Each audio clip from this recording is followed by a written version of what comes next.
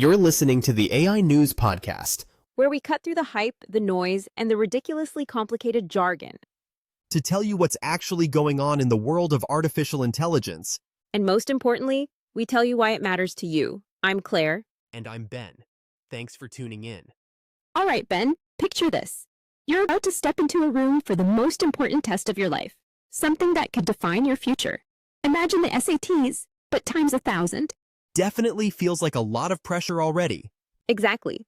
Now, in China, there's an exam that literally defines a student's future, the Gaokao. Over 13 million students just took it, and it's huge. It's basically the key to your entire career. I've heard about it. Cities go quiet, traffic gets rerouted. It's not just a test, it's an event. Absolutely. But in 2025, something new happened. A threat emerged in the form of AI. Imagine this. Every student now has a potential AI genius in their pocket. A super smart assistant ready to solve problems. So basically, you could just snap a picture of the test and have the answer in seconds, right? Exactly. And that's where the big tech companies came in. Instead of just policing students, China's tech giants decided to shut down their AI tools completely during the exam. Wait, shut them down entirely? How did that even work? It was coordinated by some of China's biggest tech companies, Alibaba, Tencent, ByteDance, and others.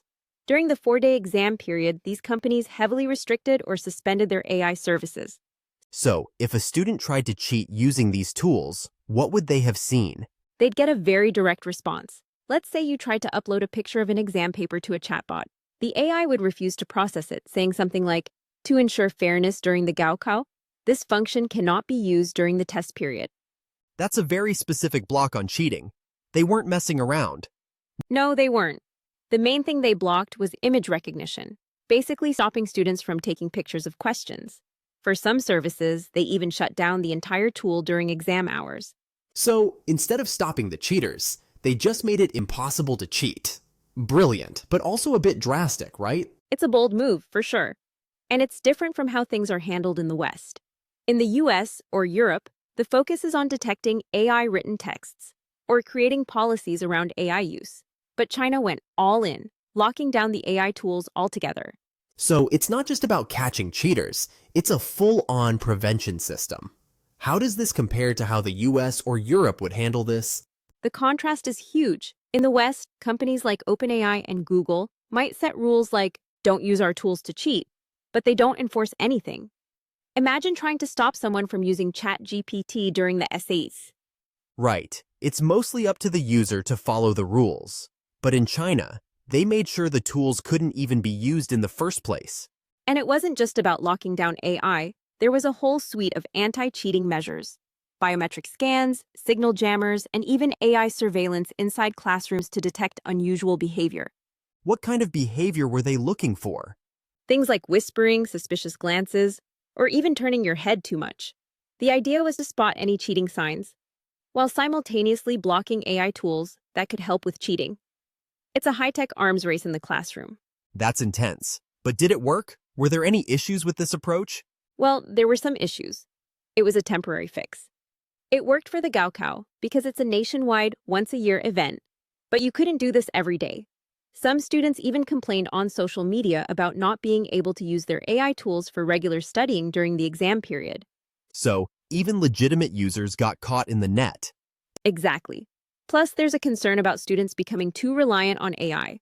The Chinese Ministry of Education even issued guidelines saying AI should complement, not replace, human-led teaching. That's a dilemma faced by all educational systems today. How do you balance the power of AI with critical thinking skills? It's a fine line.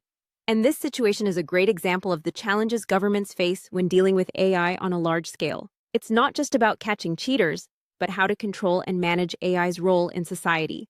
It shows a completely different approach to AI governance, one that focuses more on control for fairness than on individual freedoms. It really does. And this raises the question, what other scenarios could trigger an AI lockdown? What if we had something similar for elections or financial markets? That would be a whole new level of AI governance. It makes you think about how we build those boundaries and who gets to decide. Exactly. For the Gaokao, the answer was clear. AI tools needed to be restricted for a few days to ensure fairness. But what about other situations? That's a question we'll have to keep asking. Well, speaking of questions, here's one for our listeners. If you had the power to temporarily shut down a major AI service to solve a problem, what problem would you tackle? Could be something like spam calls, or even political robocalls. There are so many possibilities. Drop your answers in the comments. We'd love to hear what you'd do. And if you found this episode interesting, be sure to like, share, and subscribe to the AI News Podcast. We'll be back next week with another deep dive into AI that matters.